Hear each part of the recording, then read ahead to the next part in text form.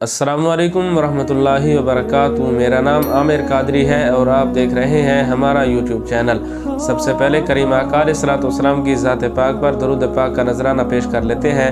اللہم صلی وسلم مبارک علی سیدنا و مولانا محمد معدن الجود والکرم وعلی آلہ وصحبہ وبارک وسلم۔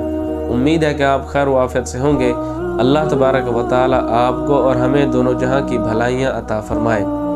سامعین ذی وقار، امام اہل سنت الشاہ امام احمد رضا خان رحمۃ اللہ علیہ جو کچھ بھی لکھتے ہیں تو اس میں اثر ہی کیوں ہوتا ہے کہ آپ جو بات لکھتے ہیں وہ ہم کسی کو بتاتے ہیں یا کوئی پڑھتا ہے کوئی سنتا ہے تو وہ بات اس پر اثر کیوں کرتی ہے کہ مصطفیٰ کریم علیہ الصلوۃ والسلام کی یاد ان کے اندر تھی۔ انہوں نے ہر جگہ لکھی تو مصطفیٰ کریم علیہ الصلوۃ والسلام کی شان لکھی، لکھا تو ان کا فیض لکھا تو ان کی تعریف لکھی۔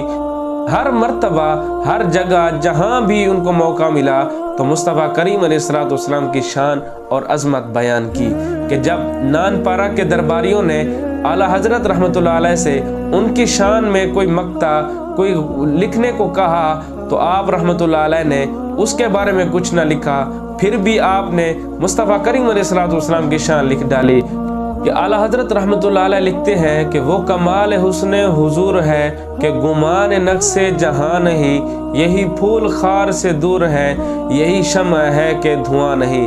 پھر مقطع ہے کہ کرو مدح اہل دول رضا، پڑے اس بلا میں میری بلا، میں گدا ہوں اپنے کریم کا، میرا دین پارائے نہ نہیں۔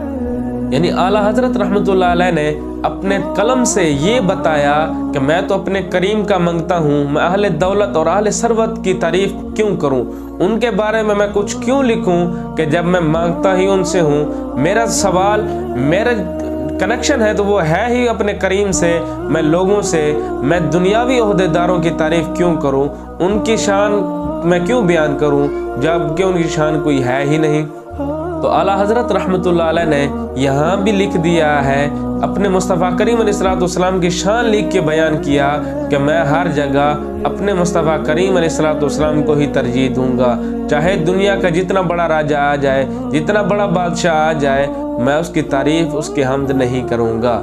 اللہ پاک ہمیں بھی اعلیٰ حضرت رحمۃ اللہ علیہ کا فیضان عطا فرمائے اور اسی طرح کی سچی پکی محبت مصطفیٰ کریم علیہ الصلوۃ والسلام کے ساتھ کرنے کی توفیق عطا فرمائے۔ اللہ پاک ہمیں اعلیٰ حضرت رحمۃ اللہ علیہ کی تعلیمات پر عمل پیرا ہونے کی توفیق عطا فرمائے۔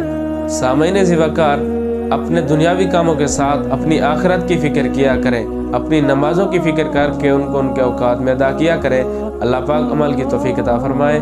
السلام علیکم ورحمۃ اللہ وبرکاتہ۔